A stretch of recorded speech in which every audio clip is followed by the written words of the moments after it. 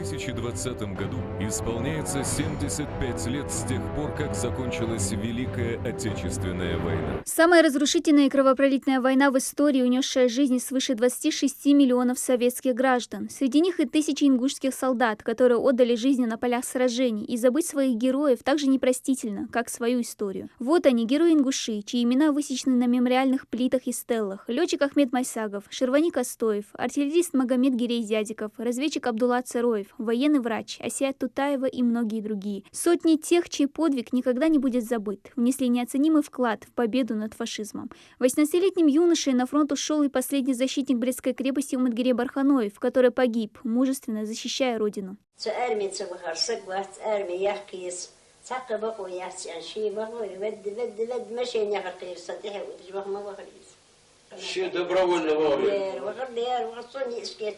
В числе защищавших Брестскую крепость был и старший лейтенант Саварбек Плиев, орден Красного Знамени, 2 ордена Красной Звезды, Отечественной войны первой степени, а также медаль за боевые заслуги. В годы войны наш земляк отличился смелостью, мужеством и преданностью своему Отечеству. Саварбек участвовал во многих решающих сражениях, в том числе и в Курской битве, во время которой наши войска отразили наступление противника и создали условия для успешного перехода в контрнаступление. В этой войне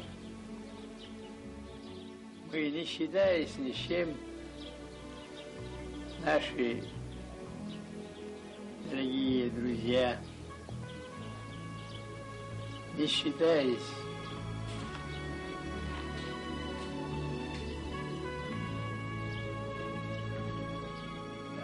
погибли так все. Погибли. Воевал за мирное небо над головой и Мурат Аздоев, летчик-истребитель, для которого каждый вылет мог оказаться последним. В январе 44-го ему пришлось бросить в воздухе свою машину. Истребитель Мурада, подвергшийся обстрелу из зенитной артиллерии, получил серьезные повреждения и загорелся. Направив самолет на эшелоны врага, летчик выбросился с парашютом и попал в плен. Позже, в мае 95-го года, за мужество и храбрость, проявленные в бою, Мураду Аздоеву присваивают звание Героя России. За мужество и героизм, проявленные в борьбе с немецко-фашистскими захватчиками в Великой Отечественной войне 41-45 года, присвоить воинское звание Героя Российской Федерации Аздоеву Мурату Ахмедовичу. Эти люди – пример для мужества и стойкости для сегодняшнего и будущего поколений. Впрочем, не только они. Без преувеличения можно сказать, что в каждой семье хранят память о своих близких, которые воевали на фронте или трудились в тылу. С целью увековечить их подвиги и создан всероссийский проект «Лица Победы». Сотни фотографий приносят в Музей краеведения родственники участников Великой Отечественной войны. «Лица Победы» – проект, объединяющий судьбы поколений, героев суровых 40-х и их потомков. Родственники сдают эти документы, мы их оформляем, вбиваем в программу. У нас есть специальная программа, куда вбиваются эти документы. Называется «Камис» эта программа. И до каждый документ там уходит минимум час. Нужно описание научное делать, вбивать их. А потом эту информацию мы отправляем в Москву. И также мы вбиваем их в списки наши, делаем запросы на них и вбиваем эти же данные в проект, действующий «Лица Победы. Дорога памяти». В их числе Магомед Келиков. В 1938 году он поступил в плановый экономический техникум, но смог проучиться только 2 года. После смерти отца ему пришлось вернуться домой и начать работать. В 1941 году Магомед оканчивает педагогические курсы и направляется на работу учителем в Малгобекский район. Но в июле 1941 он отправляется на войну. Служил 4-й кавалерийский кубанский казачий корпусе до 1943 года. Он воевал в Сталинграде, в Ростовской области, форсировал Днепр.